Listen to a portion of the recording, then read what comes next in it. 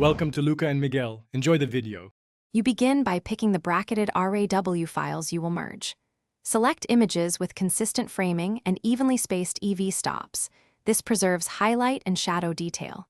Once done, apply lens correction and remove major chromatic aberration, but avoid global exposure changes.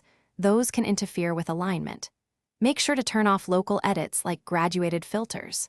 Now, with the images highlighted, move straight to Photo Merge to start the HDR process in Lightroom.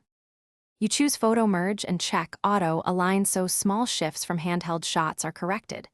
Enable dehosting and set it to the lowest level that removes moving elements without softening details.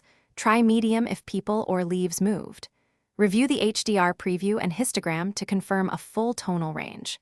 Once merged, Lightroom creates a 32-bit DNG. You retain maximum detail. At this stage, do not immediately synchronize heavy contrast or clarity. Handle tonal mapping after conversion to preserve highlight data. You now treat the HDR DNG like any RAW. Adjust exposure, pull highlights down, lift shadows, then set whites and blacks to taste to establish contrast. Use tone curve and calibrated color settings for natural rendition. Avoid extreme clarity to prevent halos. Apply subtle local adjustments for dodging and burning.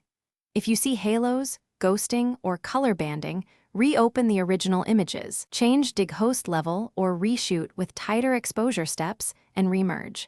That one troubleshooting step fixes most HDR artifacts. Thanks for watching and please subscribe.